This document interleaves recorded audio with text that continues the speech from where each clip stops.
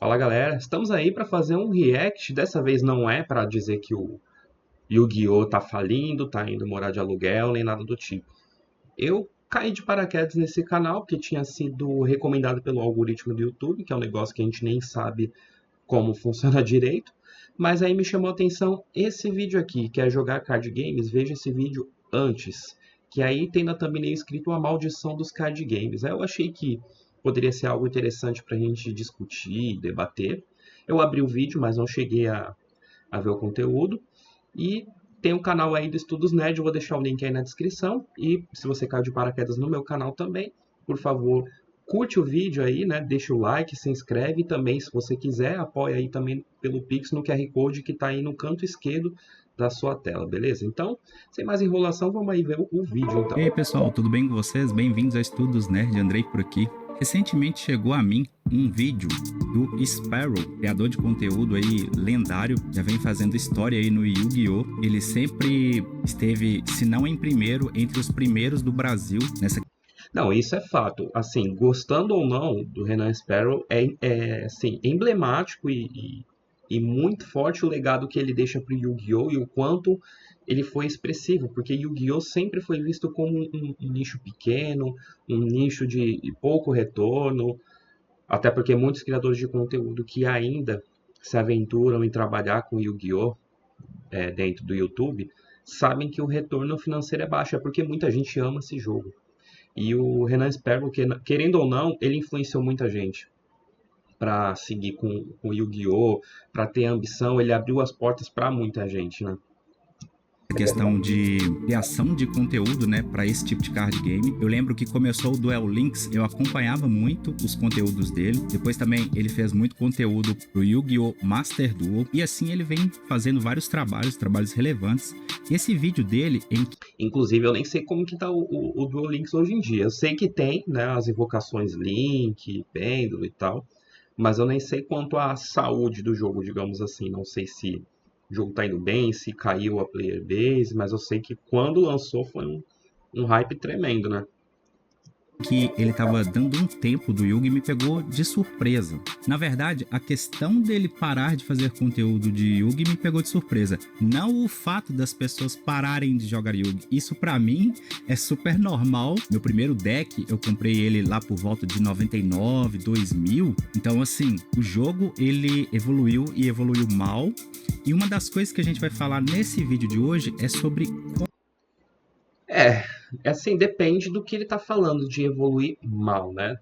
Mas isso aí eu acho que abre espaço para uma discussão muito mais profunda que talvez não seja isso que o vídeo se proponha, né? Vamos ver. como que os card games e como que vários criadores de conteúdo têm caído nessa questão de largar um pouco de fazer conteúdo de card games que eles gostam. Um outro bom exemplo que eu peguei também foi o DMG7. Quase que na mesma semana que eu vi o vídeo do Sparrow, eu também vi o vídeo dele. Ele estava fazendo um desabafo Esse aí não sei quem é, não. no vídeo dele também, um pouco de frustração com sobrecarga de trabalho ao meu ver, porque é bem complicado você trabalhar com card games, porque existem vários e eles exigem que você esteja sempre antenado para ver as questões do metagame, das novas atualizações, então exige muito do criador de conteúdo ficar de cima. Então, exige de fato, né? Eu acho que também um dos maiores problemas, um dos maiores desafios, eu diria, é em relação a você conseguir manter uma consistência na produção do seu conteúdo, se manter atualizado, porque não basta você dominar um ou dois decks e não saber como que está sendo o formato, isso pensando principalmente no Yu-Gi-Oh!, que é o card game que eu mais tenho familiaridade, mas conciliar tudo isso com o lado financeiro, já que quase todos os criadores de conteúdo precisam estar desempenhando alguma outra atividade. Eles precisam estar trabalhando. É muito, muito raro. Eu mesmo não conheço assim de cabeça, pelo menos não lembro de nenhum criador de conteúdo brasileiro que fale, ó, eu crio conteúdo sobre Yu-Gi-Oh! E eu consigo viver disso. Não conheço pessoalmente.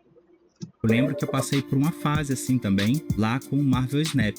E por incrível que pareça, eu fiz alguns vídeos falando que o Marvel Snap ele tinha alguns problemas crônicos, e isso assim há uns 2 anos atrás. Então eu já tinha largado o Snap há Cara, pior que eu tentei aprender a jogar o Marvel Snap, eu acho a interface dele bonitinha e tudo, mas eu não sei explicar o que que não me agradou, não sei se foi aquele tutorial que eu achei meio ruinzinho. E olha que eu fui na paciência, assim, fui pra aprender mesmo, eu não sou aquelas pessoas que dá skip no tutorial, não. 2 anos atrás. E por coincidência, também nessa mesma semana eu vi um vídeo daquele que eu acho que é o melhor criador de conteúdo de Nossa, e o Peralta, né, já foi criador de conteúdo de Yu-Gi-Oh! Depois acho que ele foi pro Cavaleiros do Zodíaco, se eu não me engano. Não lembro se teve algum outro jogo nesse intervalo. Eu nem sabia que ele tava no Marvel Snap. Marvel Snap, que é o Peralta MG, talvez um dos top 3 do Brasil. Eu acho ele o top 1 do Brasil com relação à criação de conteúdo do Snap. Ele tem uma capacidade de vencer partidas absurdas, partidas que às vezes estão perdidas, e ele consegue dar grandes reviravoltas. Já pegou o elo mais alto do jogo várias e várias vezes, ensinou vários e vários decks. E ele também tem entrado nessa mesma linha que os outros criadores de conteúdo também, dessa sobrecarga. Ele também fez um vídeo falando do declínio do Snap, coisa que eu falei também há uns 10 anos atrás, que o modelo do jogo não era sustentável, que ao longo do tempo ele iria criar questões de metagame, deixar um pouco a comunidade enfurecida. E neste vídeo de hoje, nós estamos aqui para falar qual que é realmente a maldição dos card games, né? Então, mas peraí. Eu não entendi muito bem a proposta, porque eu vi que ele estava apresentando a problemática dos criadores de conteúdo estarem deixando de produzir conteúdo sobre um determinado card game, beleza. Mas aí tem um negócio sobre ver vídeo antes de você jogar card games. E aí a maldição dos card games. Aí não ficou muito bem estabelecida a correlação para mim. Porque seria mais interessante falar que, ó, os card games são legais, tudo, mas apresentam umas problemáticas que afetam tanto criadores de conteúdo quanto jogadores competitivos, casuais, sei lá. É o que eu penso, né? Por que todo card game tem características nele que fazem eles terem um ponto de start, né, onde as pessoas se interessam por aquele card game. Aí tem uma curva elevada assim de pessoas que gostam do modelo e começam a jogar. Aí ele fica estável por um tempo, e quando ele cai vertiginosamente, como se fosse... Então, mas tem alguma estatística sobre isso, de vertiginosamente? Porque existem muitos jogos, na verdade, que começam numa ascensão absurda. É só pegar um exemplo bem ilustrativo, não é card game, mas é o Pokémon Go. Pokémon Go começou num hype gigantesco, sabe? Gigantesco. E depois, com o tempo, a base de jogadores caiu também. Claro que não é, nossa, o jogo tá falindo, não é isso. Mas também teve uma queda, que se você for ver em proporção também, posso dizer que a queda é absurda. Aí dá pra dizer que o Pokémon Go faliu ou que foi um fracasso? Acho que não, né? um meteoro, né? Um foguete.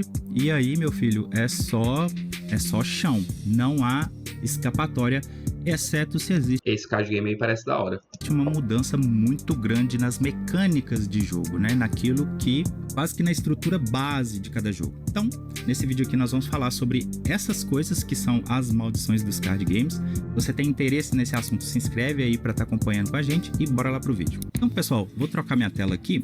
Eu tô aqui no site CCG Trader, que é um site que mostra vários card games que estão em alta, né? Vocês podem ver aqui hot games, né? Que são os jogos mais jogados da atualidade. Entre eles nós temos a Trindade. Eu não conhecia esse site, mas curioso, né? CCG, né? Porque tem alguns jogos aí, ó, que são TCG, que tem uma diferença aí. Sagrada dos card games, né? Que é o Magic, The Gathering, Pokémon e Yu-Gi-Oh! Todos esses três aqui, eles surgiram assim com card games de mesa mais ou menos na mesma época, ali no início pro meio dos anos 90. O Magic eu acho que foi o primeiro, 1993. Depois veio Pokémon, 1995. E depois Yu-Gi, 1996 por diante.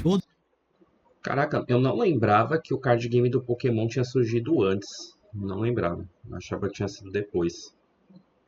Todos esses card games também tiveram os jogos, né, para videogame que acompanharam eles, mas o grande sucesso deles é o modo competitivo. Mais recentemente aí também surgiu o Final Fantasy Universos, que... Cara, e o pior é que o Final Fantasy eu tinha uns decks até que legaisinhos e me arrependo profundamente de ter passado os meus, mesmo que não tinha ninguém pra jogar. Mas, meu, as cartas, além de ter um design muito interessante, o material delas é absurdo de bom, sabe? De resistente, legal de fazer shuffle, uma qualidade assim incrível. são vários mangás, né, e animes aqui reunidos, e Dragon Ball.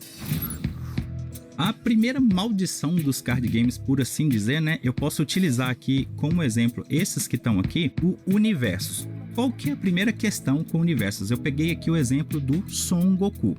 Prestem atenção, quantas cartas apenas do Son Goku existe neste card game? Dá uma olhada aqui para vocês verem, ó. 321 cartas apenas com a temática do Son Goku.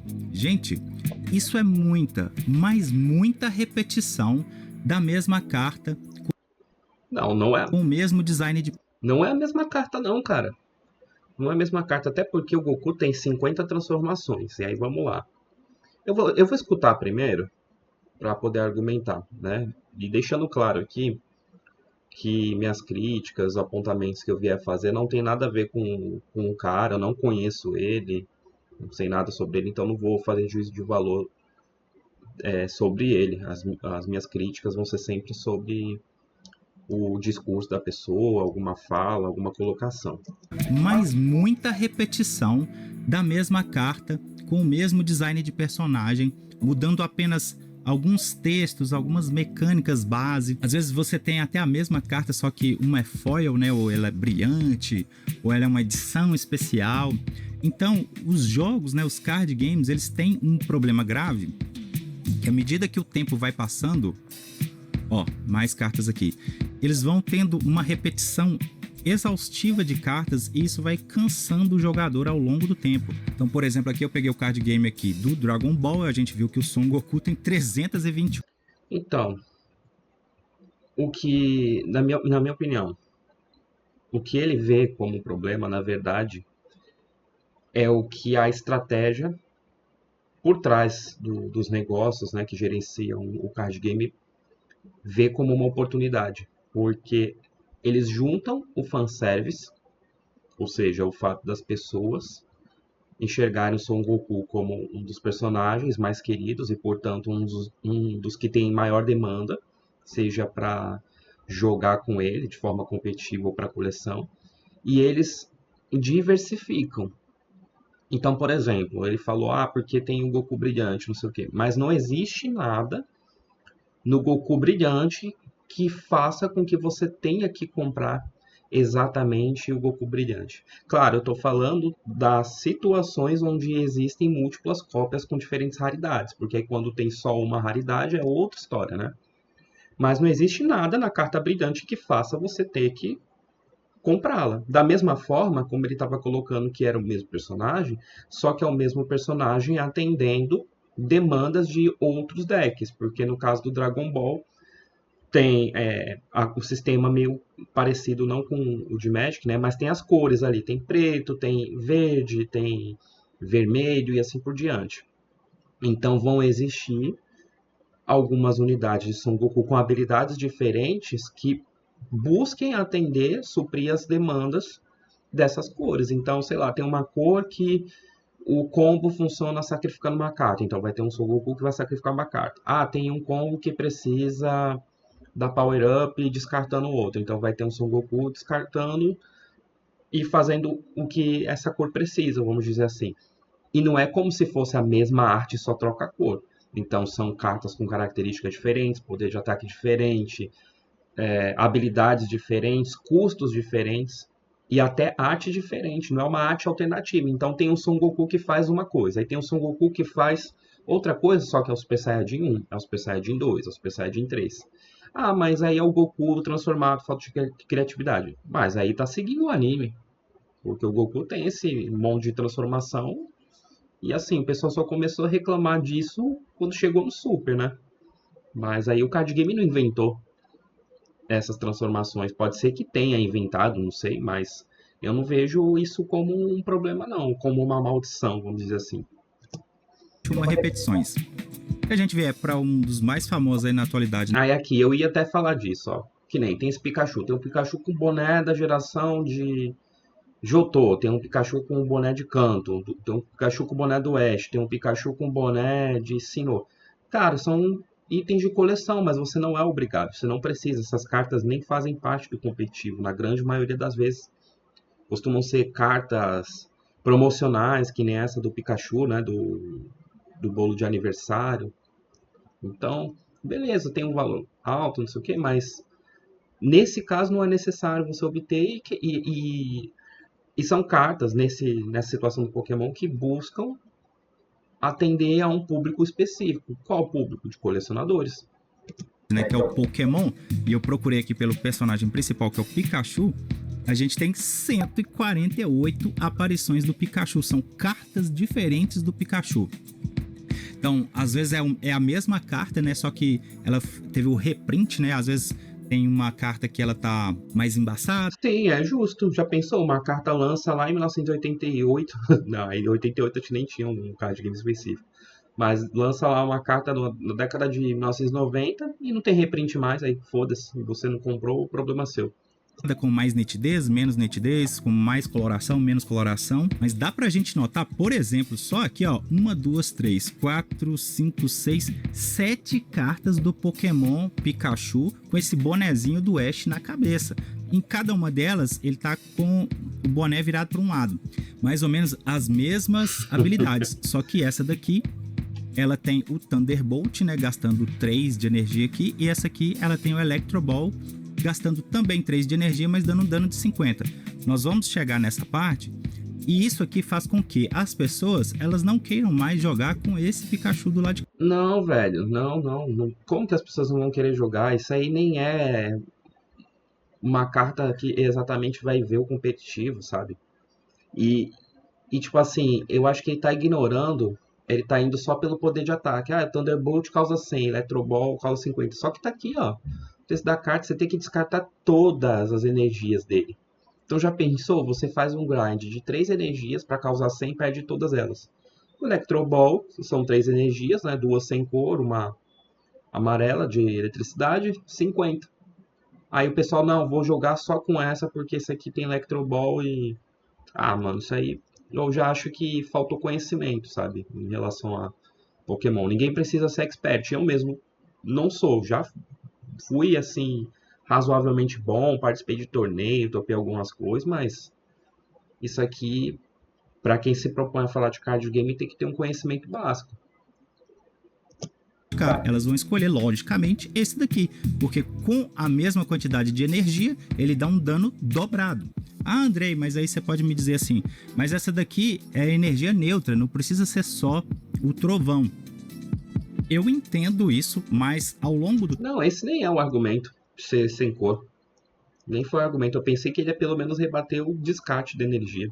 tempo, nós vamos também ver uma próxima maldição aqui, né, que ela se chama Staple, que são cartas que são meio que obrigatórias de você ter no seu deck. Isso vai fazendo cada vez mais com que os jogadores, eles peguem uma carta e aquela carta se torna a staple, né? Se torna aquela carta padrão. Então você deixa de utilizar todas as outras cartas, por exemplo, do Pikachu, se aquela ali for a melhor. Logicamente essa aqui não é a melhor, né? Nós temos versões aí... Não necessariamente. É claro que tem, sim, staples, inegável. Mas isso não automaticamente invalida um card que seja win condition, porque às vezes você pode fazer uma estratégia que seja centrada naquilo, né? Que aí entra uma outra coisa que eu não sei se ele vai falar, que tem a ver com a rotação, no caso do Pokémon, né, especificamente. E, por exemplo, no Pokémon Pocket, que o Pikachu X é uma carta extremamente roubada. Então, por exemplo, eu digitei aqui Pikachu X e o Pikachu... Bom, eu não posso nem opinar sobre o Pocket porque eu nem joguei, nem encostei nele, não vi nada sobre. E nem pretendo jogar. O X é uma carta extremamente roubada. Então, por exemplo, eu digitei aqui Pikachu X, aqui estão algumas versões dele. Não são as versões que a gente tem aqui para o jogo de celular, mas percebam também que aqui a gente tem 1, 2, 3, 4, 5 modelos de carta de Pikachu X, mais aquela do celular para o Pokémon Pocket, né? Então já tem essa exaustividade aqui com relação ao Pikachu. Outro exemplo que a gente também tem é no Magic, naquela fase que estava dando muita ênfase aos Planewalkers, né, que são aqueles caminhantes dos multiversos. Eu sempre conhecia o nome Planeswalker como Planinauta. Agora não sabia que tinha essa nomenclatura. Um exemplo deles aqui, que é o Garruk, da tema da floresta, né? Então, ele é um guerreiro e vocês percebem que existem 83 versões do mesmo personagem. Lógico. Então, beleza, tem 83 versões, mas ele não entende também que essas 83 versões tem a ver com uma particularidade. Eu acho que até aqui parece que não leva em consideração as singularidades de cada card game. Porque aqui no caso, o Magic tem 1001 formatos, então haverão cartas que buscam atender esses diferentes formatos. Então tem o Commander, tem o Legacy, tem o Pauper, tem Standard, tem o Pioneer, enfim, tem um monte, né? Às vezes existem atualizações que a gente vai mudando aqui o texto da carta, os efeitos que ela produz, mas é como aquele mesmo exemplo do Pikachu. Vai passando o tempo, eles vão tendo que fazer reprints ou fazendo novas atualizações para ir melhorando e deixando as cartas cada vez mais poderosas. Não exatamente poderosas no caso do Magic ou do Pokémon, porque isso tem mais a ver com o próprio sistema que gerencia eles. Porque se você tem Yu-Gi-Oh! Que faz uma banlist, que vai atualizando periodicamente, ainda que esse período seja meio irregular, né? No caso do Magic e do Pokémon, eles têm uma data de validade, vamos dizer assim, a carta. Então, para poder acompanhar esse prazo de validade, digamos assim, eles vão lançando coleções, já que as anteriores vão se tornando obsoletas. Obsoletas pensando no formato mais moderno e atual do jogo. Não que nunca mais vai dar para ser usado, porque existem outros formatos. Mas para o formato vigente, já não vai valer mais determinada coleção, acho que de 2 anos. Então, eles vão e atualizam a carta para não ficar só aquela coisa do reprint e não ter uma mudança no sistema do jogo que fique na mesmice. Então, há um jeito, uma estratégia. Se é boa ou ruim, acho que o tempo diz isso. Se para o Pokémon Magic estão fazendo sucesso, então significa que dá muito certo. E aí foi a estratégia que eles adotaram para continuar mantendo o jogo com uma base de jogadores sólida e ao mesmo tempo ir modernizando o jogo, trazendo novidades. Então, uma mecânica que é implementada, a escala de força das cartas aumenta, assim por diante. Isso vai gerar também um outro problema que a gente vai ver mais para frente. Um próximo exemplo que a gente também tem aqui de maldições dos card games são as eternas e infinitas atualizações e patch notes. Pegando o melhor exemplo que eu posso dar aqui, que é o Yu-Gi-Oh!, a gente pode ver que só aqui nessa tela a gente tem 1, 2... Patch notes, mas patch note é exclusivo de card game digital, né? Porque vamos supor que Yu-Gi-Oh! não tivesse um videogame. Aí ia ter um patch note físico, não sei. Vamos ver qual que é o ponto dele também, né? 3, 4, 5 tipos diferentes de estilos de jogo do Yugi. A gente tem aqui as cartas 5. Não são estilos de jogo, são tipos de monstro. Tipos de monstro. Aí são todos tipos de monstro. Então a gente tem aí um monstro de efeito, um monstro XYZ, um monstro sincro, um monstro fusão, e ali não é monstro, ali é uma magia, né? Uma carta mágica. Então, isso aqui por si só já é um metagame. Então, são realmente 5, ele falou, né? 1, 2, 3, 4, 5, de fato. São parte de cartas síncro. É um estilo de jogabilidade totalmente diferente do que são as cartas XYZ, por exemplo. que também são um estilo de cartas totalmente diferente das cartas de fusão, que se diferem totalmente das cartas, por exemplo, com estilo pêndulo. Então, Só tomara que ele não venha falar do problema do texto. Embora seja um problema, né? Mas maldição acho que é forte. a gente vê que o Yugi, ele evoluiu tanto, mais tanto, e eu ainda nem mostrei as cartas Link aqui, né? Que para cada grande atualização que a gente tinha, né, cada desenho que vinha, né, porque o jogo do Yugi ele é muito baseado no anime e vice-versa, né? As atualizações que saem nas cartas, elas posteriormente acabam saindo também nos animes. Que existem várias temporadas, cada temporada abarca, por exemplo, uma modalidade dessas aqui que a gente chama.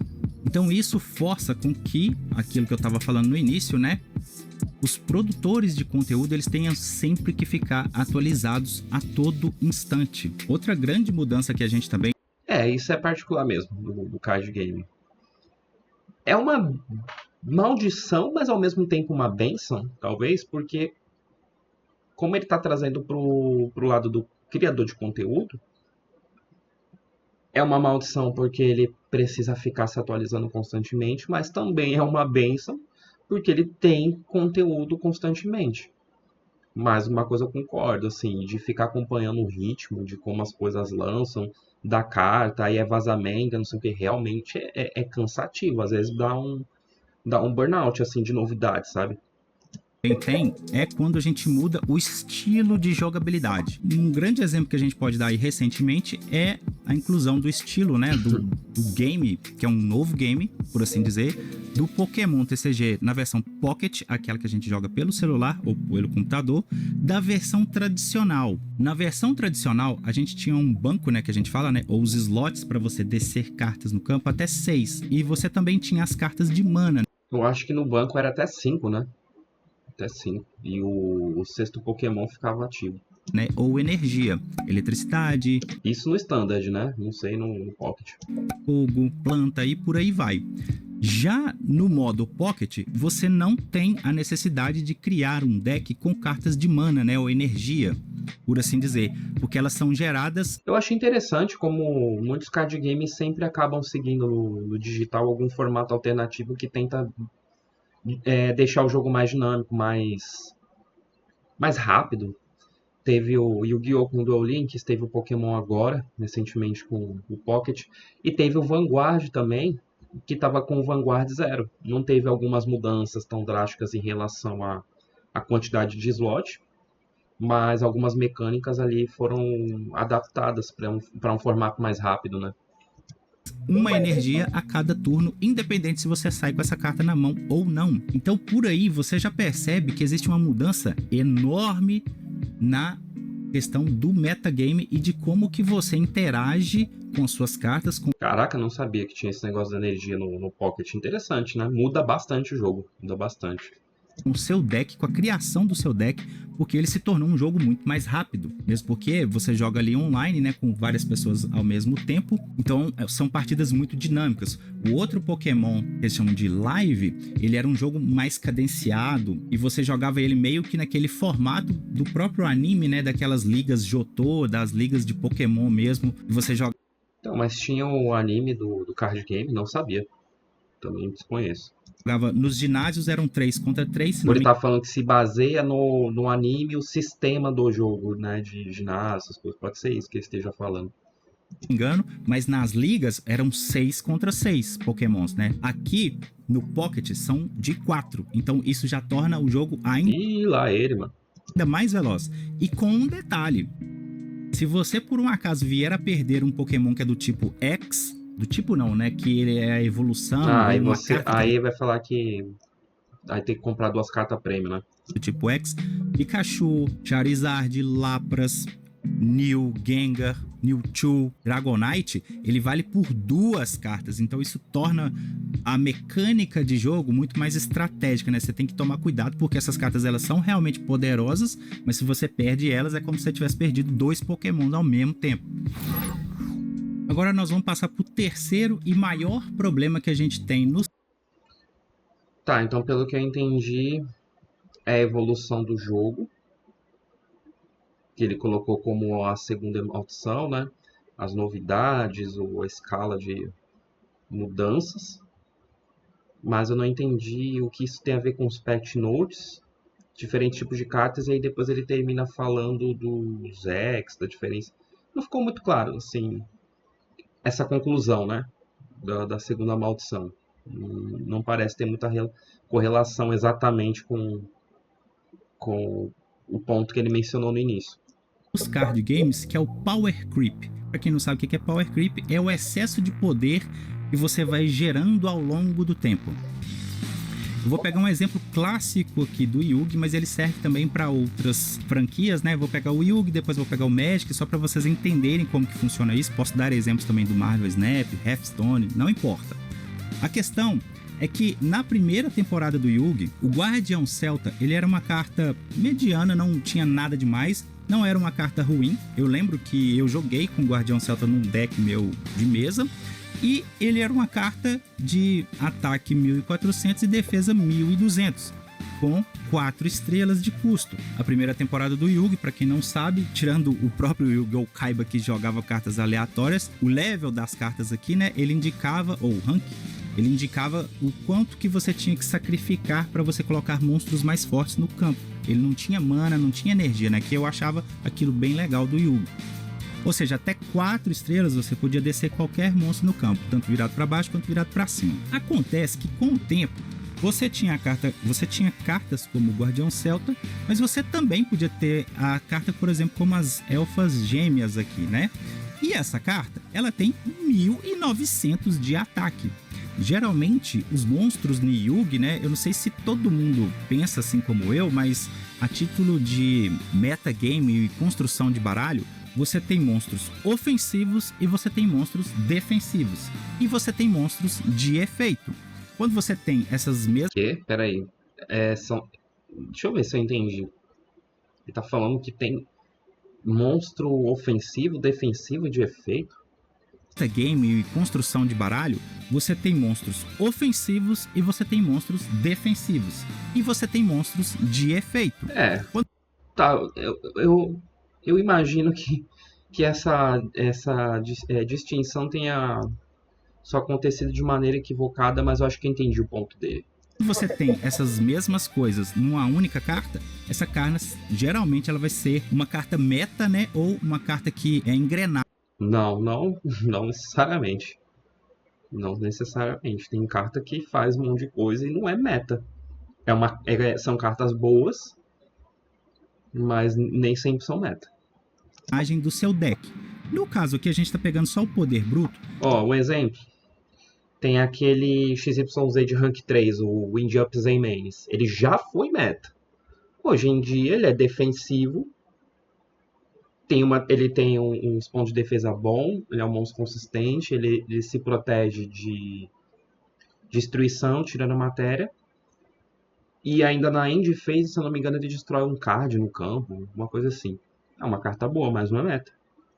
Pensem comigo, pra que eu vou ter um Guardião Celta no meu baralho se eu estou pensando em ataque? Se ele tem 1400, por que eu teria ele ao invés das Elfas Gêmeas que tem 1900 de ataque? Porque de repente existem suportes e existem outras cartas que fazem melhor uso dos recursos do Guardião Celta, considerando que ele é do tipo guerreiro, que valham mais a pena, né? Ou que faça mais sentido na cabeça do jogador, que faça ele montar. Porque de repente as Elfas Gêmeas, estou inventando, tá? As Elfas Gêmeas têm um arquétipo que é focado em ataque alto, mas de repente o Guardião Celta com pontos menores é focado em destruir carta, voltar coisa para mão, sei lá. Então é uma questão de estratégia, não é porque a carta por si só isoladamente tem essas diferenças que ela vai ser vai definir a estratégia como um todo como melhor ou pior, né? Eu entendo que o Power Creep representa sim um grande problema. Ele, ao mesmo tempo que pode ser aliado, né? Mas eu acho que essa comparação não foi muito boa para ilustrar isso. Não faz o menor sentido, correto? Já que elas têm o mesmo custo, né, de level e de rank. Porque existe um monstro lá, o Chainsaw Insect, que acho que ele é nível 4 tem 2.400 de ataque. Se eu não me engano, se ele destrói o monstro do oponente, se ele ataca, o oponente compra um card. Isso vai ficando ainda pior quando vem outras cartas com outras atualizações. Por exemplo, aqui o Cavaleiro Jax. Ele tem 5 de ranking de level, ou seja, você precisaria sacrificar uma carta sua para colocar ele no campo, e ele também tem 1.900 de ataque, ou seja, não faria sentido, a não ser que seja para você fazer uma fusão. Se você encher o deck de monstro vanilla sem estratégia, aí não faz sentido mesmo. Ou uma carta synchro, alguma coisa assim do tipo, né, que envolva esse personagem, não faz sentido você ter ele no deck, já que ele exige que você faça um sacrifício para colocar ele no campo, e as Elfas Gêmeas não. E isso vai ficando cada vez pior. Olha só, o gladiador besta aqui, Andal, é a mesma coisa, e ele é ainda mais poderoso do que o Cavaleiro Jack, que é 1.900 e 1.000, e o gladiador bestial. E o pior é que ele podia usar tantos exemplos mais interessantes para mostrar isso, só que esse não é só não muito bom, né? Não é didático esse exemplo, como ele não corresponde à realidade, infelizmente. É 1.900 e 1.500 de defesa. Então, por exemplo, se você quiser alternar para um modo de defesa, seja lá por algum motivo que aconteceu, essa carta é estupidamente melhor do que todas as outras que eu já falei aqui atrás. E não para por aí, vai ficando cada vez pior. O exemplo aqui do Sky Dragon, né, o dragão dos céus, ele tem 6 estrelas, né? Ele exige que você sacrifique também uma carta, e ele tem 1.900 e 1.800 de defesa. Então, e presta atenção também nos exemplos, na data das cartas que foram lançadas, né? Eu vou até voltar um pouquinho. Essa aqui foi lançada na Ásia, em 1999, e no Ocidente, 2002. Aí o outro, 2007, 2008. Aí aqui, ó, 2007, cadê? Tinha o outro aqui, ó, 2002, 2005, sabe? Só exemplo obsoleto, tipo, de quem não acompanhou as mudanças do jogo. Aí complica mesmo. Vai ficando cada vez pior. O exemplo aqui do Sky Dragon, né, o dragão dos céus, ele tem 6 estrelas, né? Ele exige que você sacrifique também uma carta, e ele tem 1.900 e 1.800 de defesa. Então, pensando novamente, essa carta é uma boa carta, tanto de ataque quanto de defesa. Mas geralmente você não vai sacrificar um monstro para colocar 1.800 de defesa no seu campo. E você também não vai sacrificar um monstro, né, hoje em dia, para colocar apenas 1.900 de ataque. Hoje não faz sentido. Hoje não faz sentido, porque a carta é antiga. O que não impede de eventualmente sair alguma coisa de suporte para ela. Só Deus sabe. Então, essa é um exemplo de carta que o Power Creep simplesmente eliminou do jogo. Você dificilmente vai ver num jogo competitivo alguém que tenha o Sky Dragon no baralho dele. Porque sim, concordo. Essa carta já ficou defasada. É uma carta lá dos primórdios de Yu-Gi. Mas assim, a Konami também tem feito uma espécie de reciclagem, não sei se é bem esse termo, que até que de uns tempos para cá eles têm aproveitado arquétipos antigos que perderam força, ou cartas assim, vanilla, como essa que não estavam mais vendo a luz no fim do túnel, e tá dando alguma oportunidade de aparecer, né? Não estou dizendo que do melhor jeito, não estou dizendo que pelo melhor caminho, mas alguma coisa. Enfim, tô bravo porque tô me sentindo compelido a defender a empresa, cara. Tá maluco? Tá defendendo a empresa, que nem tem uns memento lá. Tudo bem, os memento não usam os vanilla, mas é uma forma de trazer aqueles monstros. Tem o K-Mace, aquele Goblin lá da cabeça roxa também, que ganhou uma versão dele memento e tá voltando pro jogo. Então, é uma forma de dar um update, porque não dá pra pegar essa carta e transformá-la em um monstro de efeito sem mais nem menos. É preciso criar uma nova carta. Então tem que ser o Sky Dragon Off alguma coisa, né? Que a Konami mais faz na nomenclatura. 1996, 97, 98. Então isso vai matando as cartas ao longo do tempo. O mesmo acontece lá no Pokémon.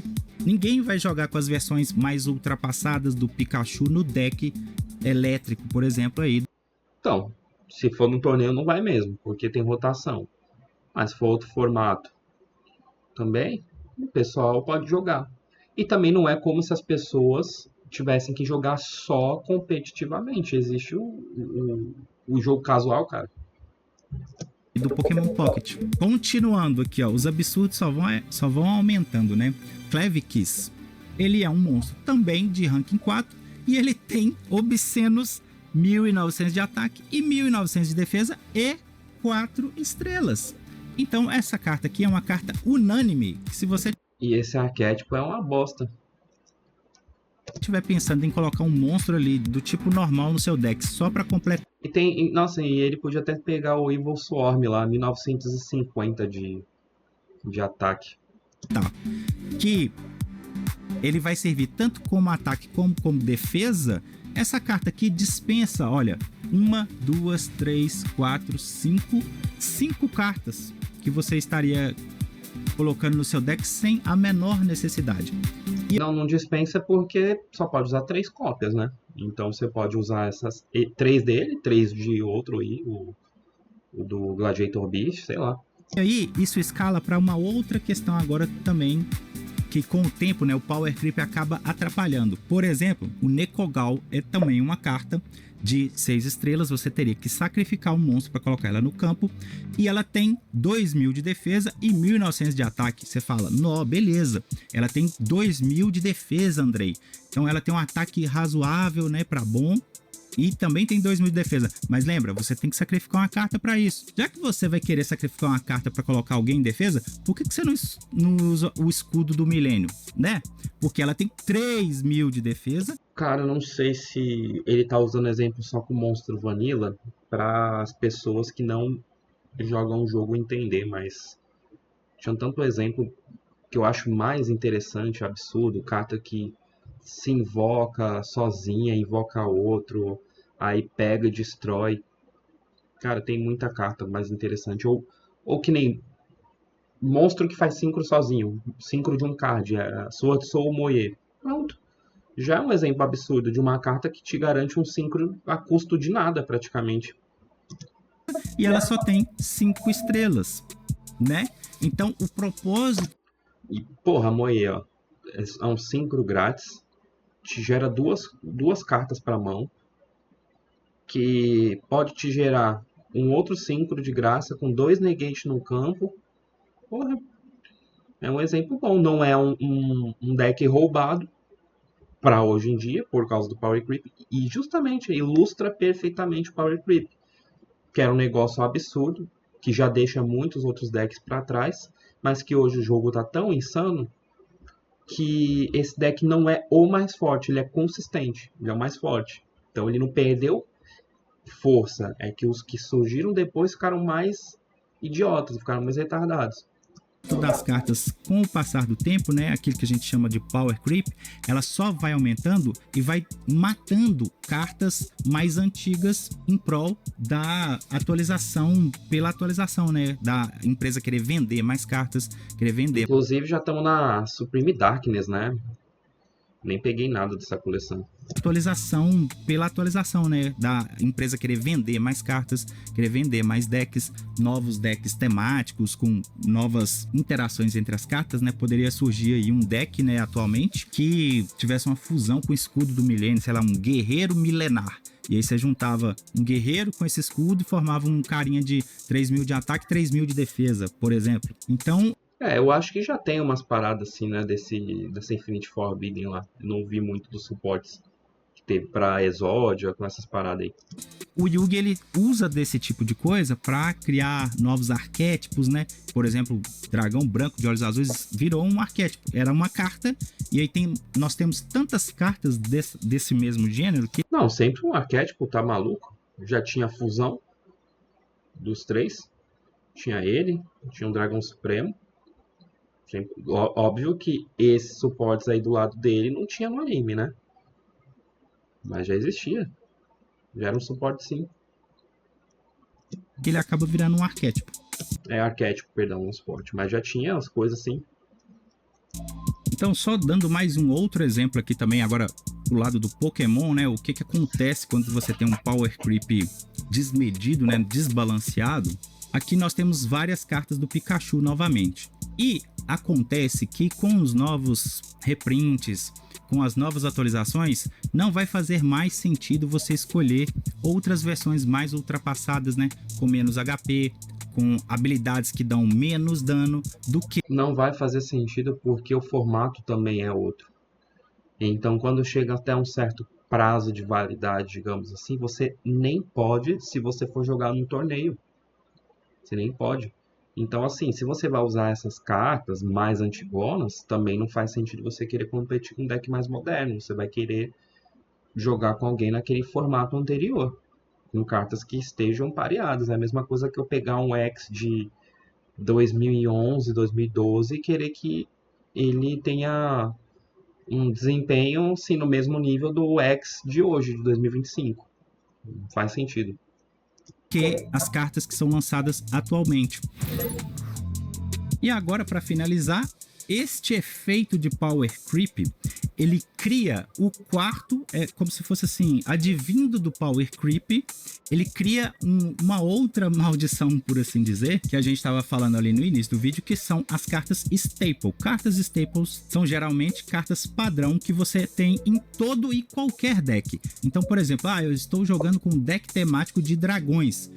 Você vai ter lá uma carta aleatória que é contra magias. Ela não faz parte da temática do deck de dragões, mas ela é tão boa e ela não tem vinculação de cor, não tem vinculação de mana. Você pode utilizar ela em qualquer deck que as pessoas, de um modo geral, né, principalmente em torneios competitivos, acabam utilizando elas indiscriminadamente, né, porque não existe regra que possa impedir. No caso do Pokémon, tem uma carta que eu acho que é muito roubada, que ela é um staple. Isso é bom e ruim ao mesmo tempo, né? É bom, entre aspas, porque são recursos que ajudam todo tipo de deck, arquétipo, a conseguir lidar bem, a ter alguma chance no jogo. É bom também porque se você for montar outros decks, vamos supor um deck de Yu-Gi-Oh! 40 cards, você usa 10 hand trap. 10 cards a menos para você comprar, entendeu? Isso sendo otimista, não tô falando de quem joga torneio, porque torneio é 18 hand trap hoje em dia, é metade do deck. Aí, esse excesso é o problema, tá ligado? Esse excesso é o problema. Porque aí descaracteriza, aí depois aparece o cara falando, tem pai. É o deck de Tenpai. Tu vai ver, tem 4 Tenpai e o resto é tudo hand trap e coisa pra buscar o negócio que nem faz parte do arquétipo, entendeu? Isso sim é um problema. Aí a parte que fica realmente chato de ser repetitivo, mas é um problema que ele tá mais atrelado ao viés competitivo. E tudo que o cara tá falando, eu não sei o nome dele, tudo que o cara tá falando é sempre enviesado para esse lado. Que é o Professor's Research, né? Que é a pesquisa ou pegar o baralho e analisar. O que essa carta faz? Ela joga fora... Maluco, tá dando cada raio, cada trovão. Quero que vocês adivinhem qual é o lugar onde eu tô. Para a sua mão e pega 7 cartas novas. Só que tem uma pegadinha no texto dessa carta. Ela não fala quantas cartas tem que estar na sua mão para você jogar ela fora. Simplesmente fala, jogue sua mão fora e pegue outra. Roubada, é mesmo. Mas tá aqui, ó. Você só pode jogar um card de suporte, tá vendo? Tem um treinador e tem vários tipos. Tem de item, tem estádio e tem esse de suporte. Suporte você só pode usar uma vez. Então, eu tenho outros 2 suportes. Foda-se. Você só vai poder usar um. Escolhe, dentre os 3, escolhe um naquele turno e já era. Então não é como se, não, eu uso pesquisa do professor, aí descarto, puxou, aí pegou outra pesquisa do professor, posso usar de novo. Não, isso não pode. 7 cartas. Então se você tiver na mão com uma única carta só, ao custo de nada de energia, você pode pegar mais 7 cartas. Gente, isso é roubado ao extremo. O pessoal do Pokémon nega, mas eu também acho. E olha que eu já joguei Pokémon por muitos anos. Eu acho sim. É igual o outro também, que era o N. que você dá shuffle na tua mão inteira e compra cards até o mesmo número de cards de prêmio. Que eu acho mais saudável.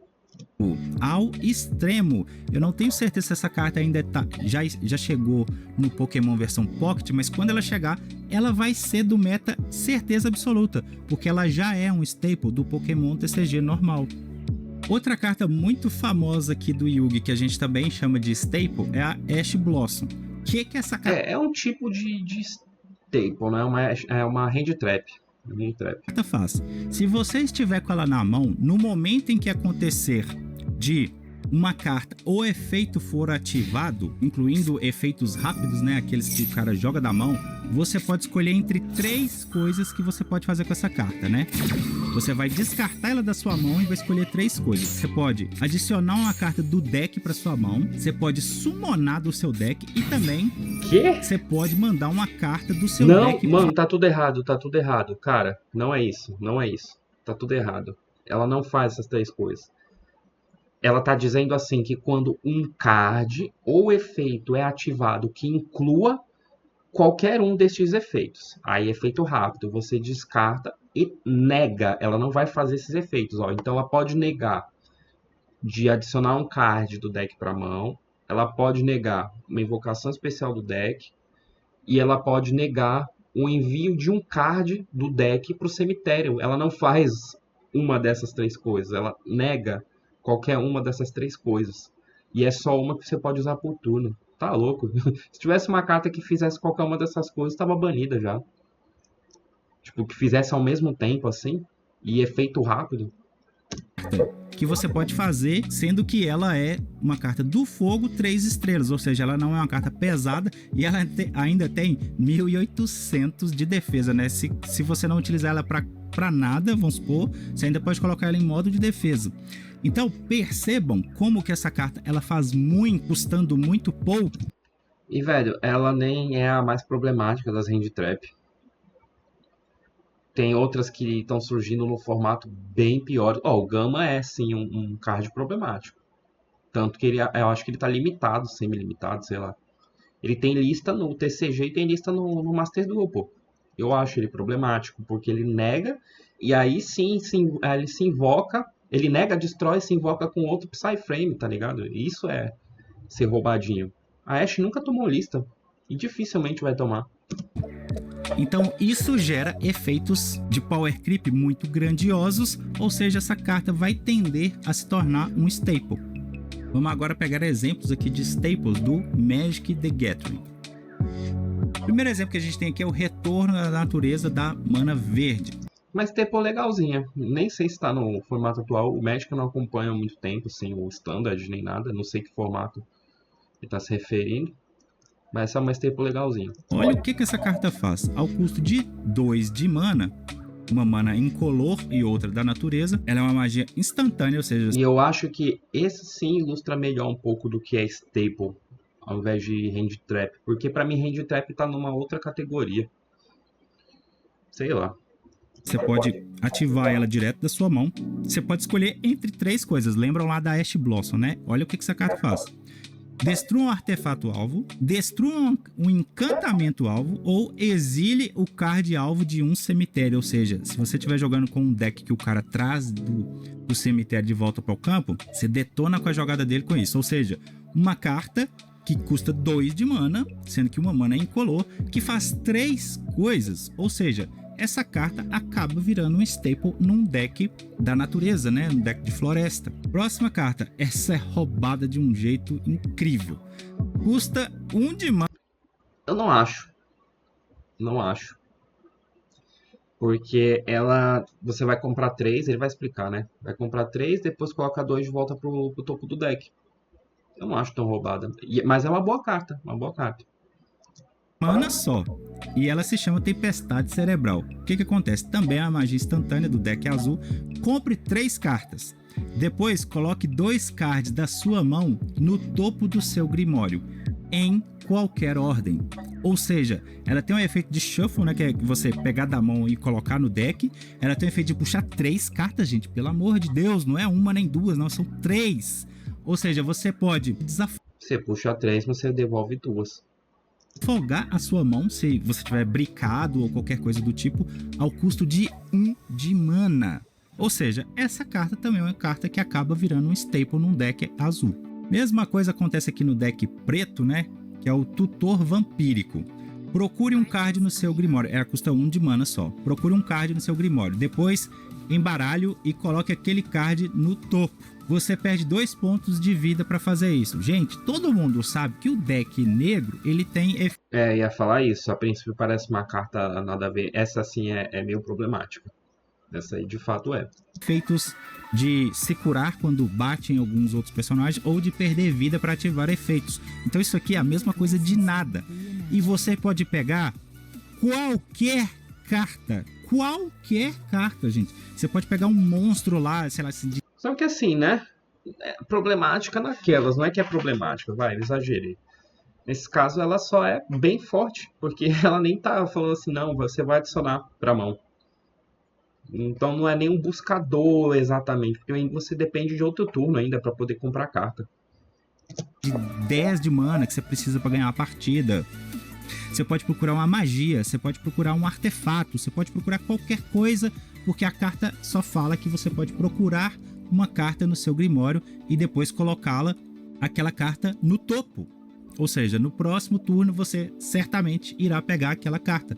Então, Tutor Vampírico é mais Certamente, sim, depende, né? Se o cara tiver com alguma coisa que descarta teu deck, você tem que enviar pro cemitério, sei lá. Ou ainda alguma coisa que obriga você a dar shuffle, não sei.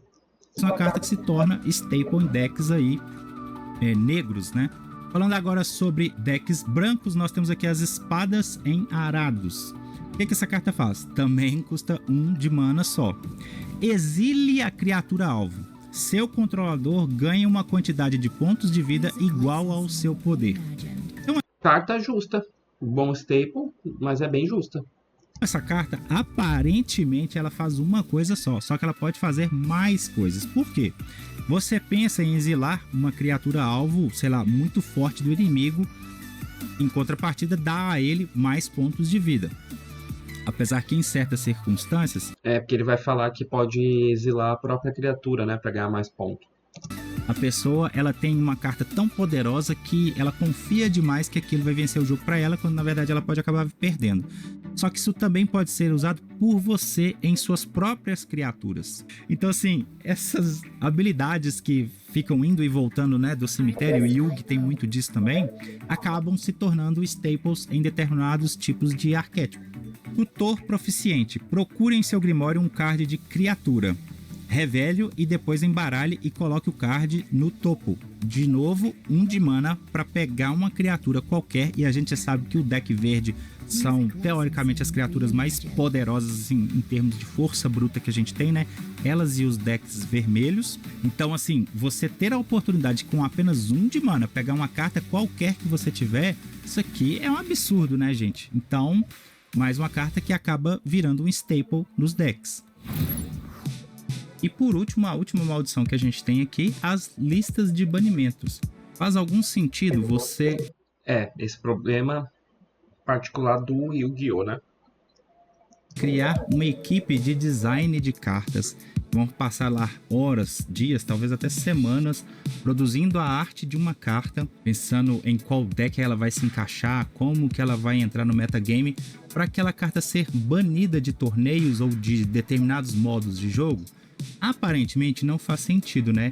Mas a gente costuma ver que esse tipo de carta ela tem um valor muito grande de mercado.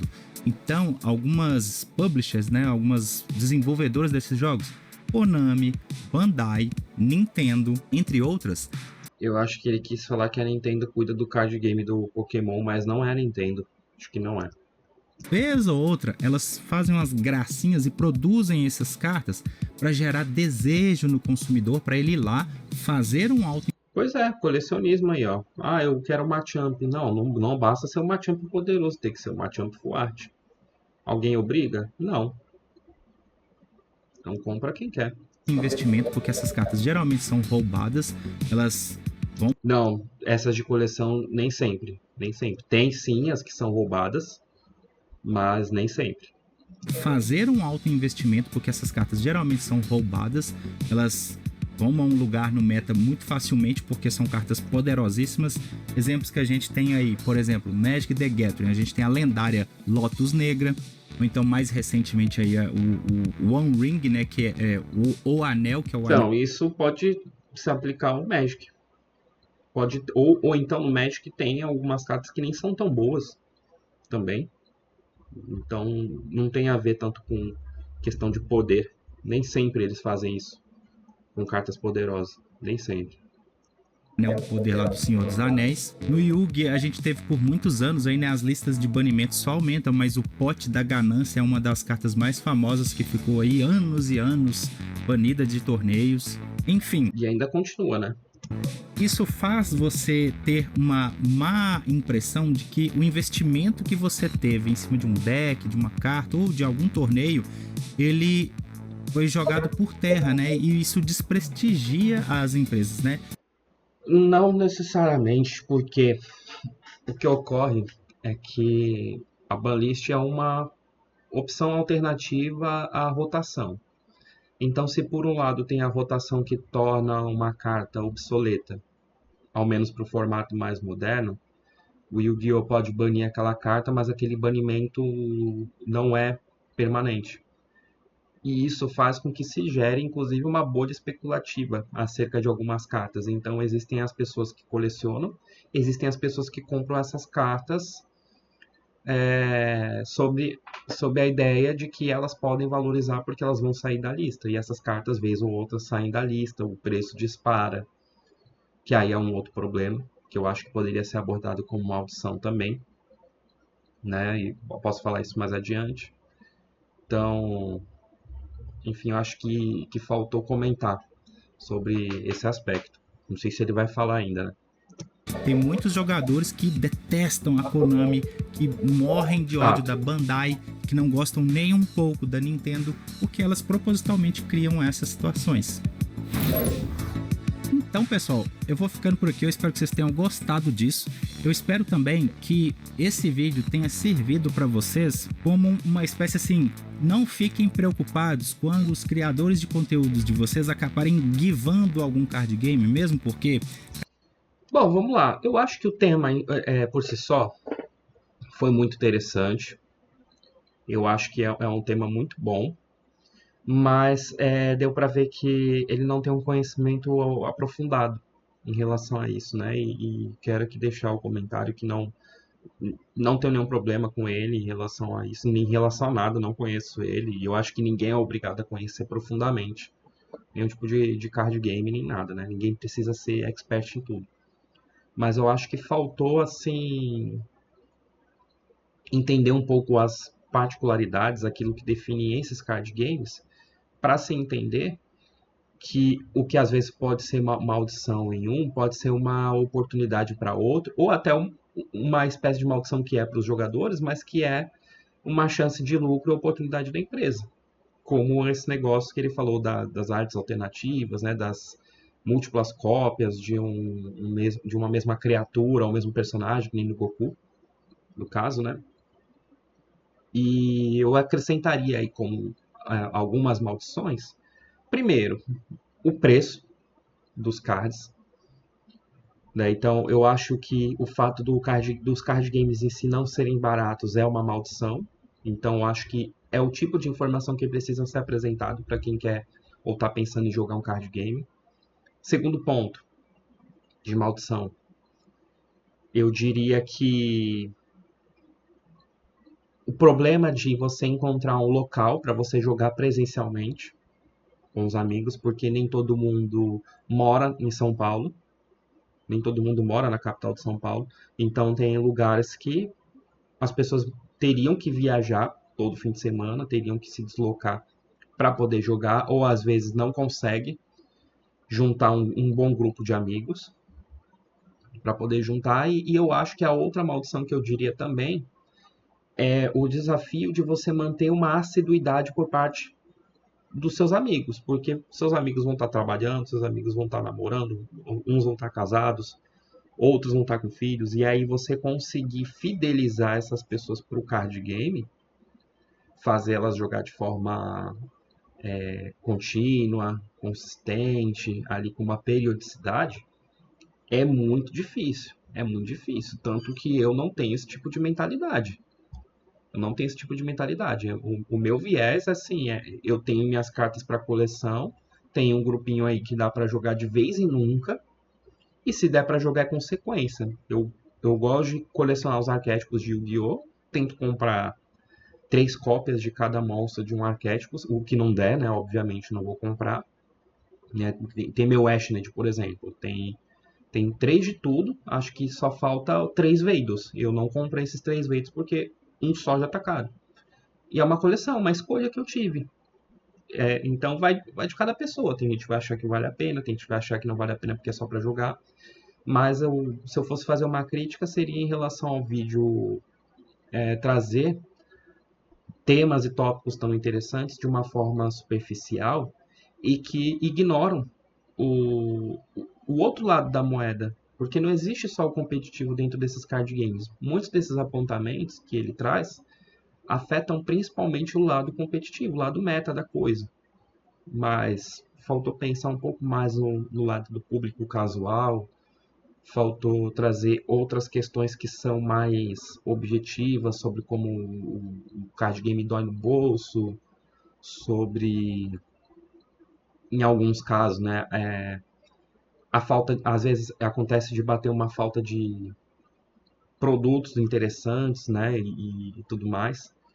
Enfim, mas essa foi minha crítica, eu vou ficando por aqui. Se você gostou, deixe nos comentários que eu tô a fim de saber sua opinião, beleza? Então é isso, valeu, um abraço. Fui!